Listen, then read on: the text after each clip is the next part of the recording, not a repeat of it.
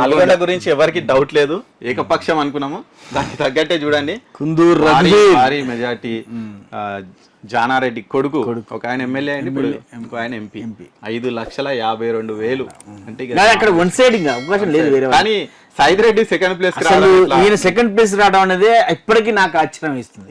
అంటే యాక్చువల్గా హుజూర్ నగర్ లో కాస్త పట్టున్న వ్యక్తే, అంటే ఉత్తమ్ కుమార్ రెడ్డి హయాంలో మొన్న ఓడిపోయింది, కానీ హుజూర్ నగర్ నియోజకవర్గంలో కాస్త పట్టున్న వ్యక్తి. కానీ బీజేపీ కూడా హుజూర్ నగర్ ఎవ్వరు కూడా దాన్ని మింగుడు పడలేదు. అవును, అక్కడ ఉన్న లోకల్ క్యాడర్ ఎవరికి కూడా ఆయన ఎవరికి సపోర్ట్ చేయలేదు.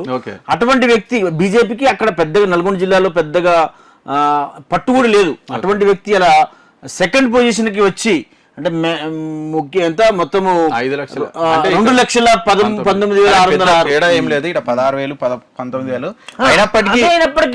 అయినప్పటికీ 2 లక్షల ఓట్లు రావడం అంటే మామూలు విషయం కాదు. బీజేపీకి నల్గొండ పార్లమెంట్ సభ్యు ప్లేస్ లో 2,20,000 దాదాపుగా అంత ఓటింగ్ లేదు అక్కడ.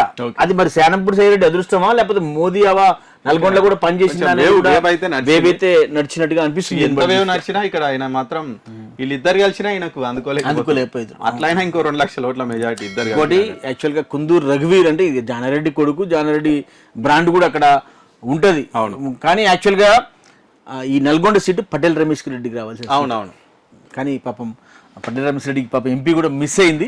లేకపోతే ఆయనకు కూడా ఇంత మెజారిటీ ఖచ్చితంగా వచ్చేది. ఆయన కూడా మంచి ఎంపీ కూడా మిస్ అయిపోయింది.